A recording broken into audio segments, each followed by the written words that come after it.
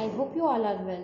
This is your EVS period. Please check out your All Green World Part 4 book.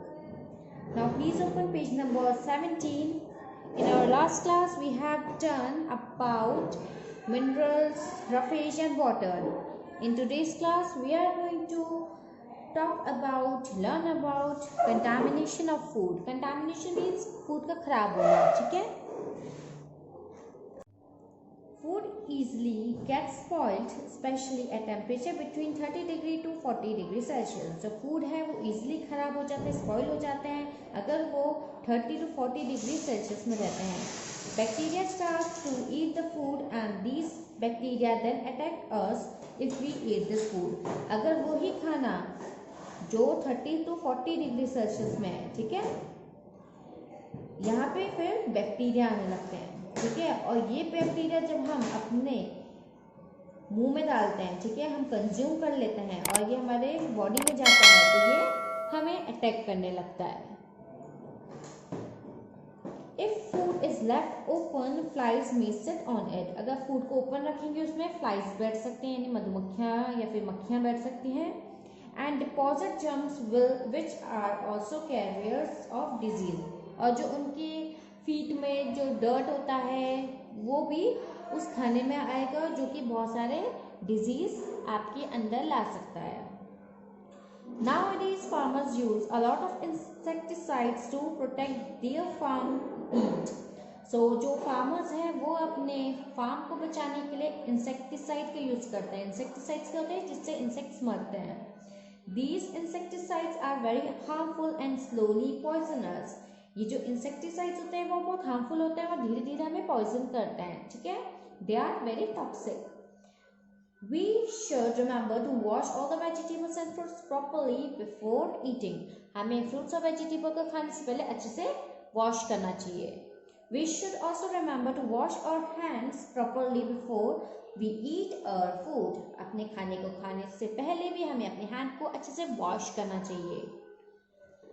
Okay, so contamination of food में आपने क्या पढ़ा कि अगर आपने 30 to 40 डिग्री सेल्सियस में खाना अपना बाहर रखा है तो वो खराब हो सकता है, उसमें बैक्टीरियाज हो सकते हैं और बैक्टीरियाज जो होते हैं वो हमारे बॉडी में चले जाते हैं, ठीक है, और इससे हमें बहुत सारी डिजीज हो सकती हैं. नेक्स्ट स्टोरेज ऑफ फूड, यानी फूड को कैसे स्टोर किया जा सकता है. You must have seen squirrels busily clambering up and down trees. आपने बहुत बार देखा होगा जो squirrels होती हैं वो ट्री में ऊपर नीचे करती रहती हैं, है ना. They are actually busy storing food. वो क्या कर रहे होते हैं उस टाइम? अपने फूड को स्टोर कर रहे होते हैं. वो नीचे से नट्स उठाती हैं, अपने जो होल होता है उसमें डालने जाती हैं, फिर नीचे आती है, फिर उठाती है, फिर डालने जाती हैं. So they are busy in storing their food. It is a good idea to store food for use in the future. ये बहुत अच्छा आइडिया है कि आप अपने फूड को बचा के रखें, ठीक है, ताकि वो फ्यूचर में आपके काम आ सके. Cold storage. कोल्ड स्टोरेज क्या होता है? First of all we are going to talk about it. Food items like milk, fruits and vegetables, meat, cheese and egg can stay fresh for a longer time if you store them in refrigerators.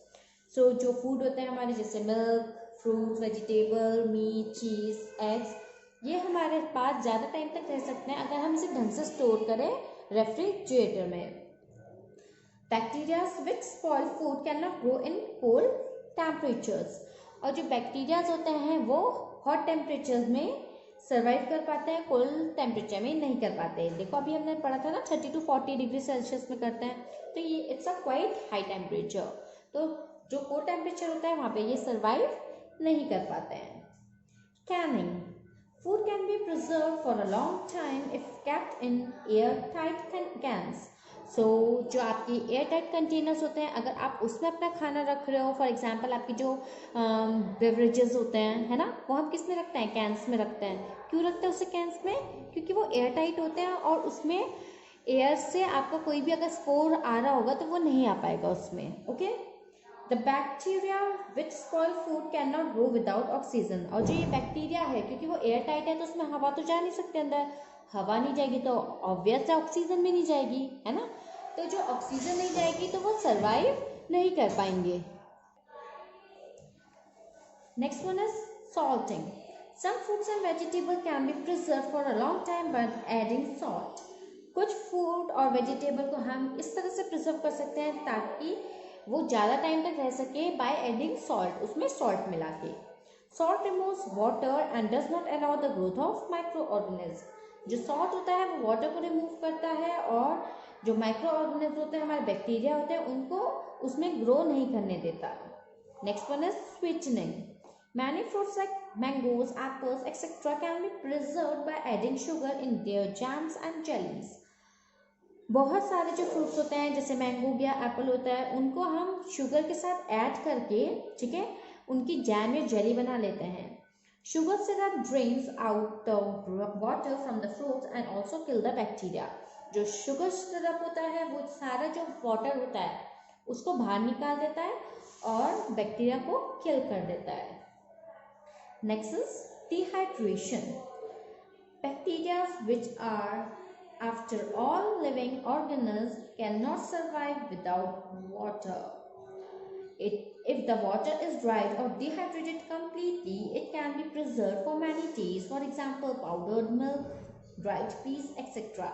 So dehydration means पानी की कमी होना, पानी कम होना। So bacteria जो कि living organisms के लिए, हमारे humans के लिए बहुत ज़्यादा खतरनाक है, ये जो माइक्रो ऑर्गेनिज्म होते हैं वो वाटर के बिना नहीं रह पाते। जो फूड ड्राइड होते हैं, डिहाइड्रेट होता है यानी पानी में कम होता है, डिहाइड्रेट हो जाता है, गायब हो जाता है पानी, वो ज़्यादा दिन तक प्रिजर्व रहते हैं, ठीक है, वो ज़्यादा दिन तक रह पाते हैं। For example powder milk, dried peas etcetera. जैसे आपके पाउडर मिल्क होते हैं, ड्राइड पीस होते हैं, ठीक है, ये सब चीज़ें आपकी किस में आती हैं, प्रिजर्व फूड में आते हैं, ठीक है। ये फूड को हम प्रिजर्व करके रख सकते हैं, अपने पास बचा के रख सकते हैं for a longer period. To protect food from rodent, we must store food grains and other edible items in proper airtight container. और जो rodent होते हैं हमारे, जैसे माउस हो गए आपके, ठीक है, तो ये सब चीज़ें होती हैं, इनसे बचाने के लिए हमें फूड ग्रेन्स को, अपने एडिबल आइटम को प्रॉपरली टाइट कंटेनर में, ठीक है, एयर टाइट कंटेनर जहाँ पे हवा ना घुस सके, ऐसे कंटेनर में रखना चाहिए। Here the fact file. Around 70 million people suffer from food poisoning every year, with around 7 million of these cases being fatal. So 70 million people जो वर्ल्ड में हैं उनको फूड पॉइजनिंग होता है हर साल, और उनमें से जो 7 मिलियन है वो, उनकी हालत बिल्कुल वैसे हो जाती है कि वो मर भी सकते हैं, ठीक है, और कई तो मर भी जाते हैं। Careful food storage, temperature control and preparation is necessary to avoid potentially dangerous bacteria, toxin and viruses. और अगर आप अच्छे से स्टोर करो, टेम्परेचर को कंट्रोल करके रखो और उसकी प्रिपरेशन अच्छे से करो, तो आप ये सारे जो बैक्टीरियाज हैं, टॉक्सिन्स हैं, वायरसेस हैं, इनको मार सकते हैं। तो इससे आपको पता चला, फर्स्ट ऑफ ऑल आपको एयर टाइट कंटेनर में रखना चाहिए अपना जो फूड होता है, ठीक है। सेकेंड इज आप उसको प्रिजर्व करके रख सकते हो, कैन फूड यूज़ कर सकते हो।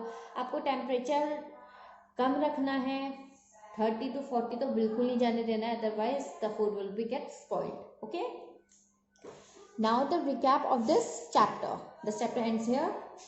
So now we are going to revise this chapter in brief. Our body needs carbohydrates and fat to provide energy. हमारी बॉडी को कार्बोहाइड्रेट और फैट की जरूरत पड़ती है एनर्जी पाने के लिए. Proteins are required for proper development of the body.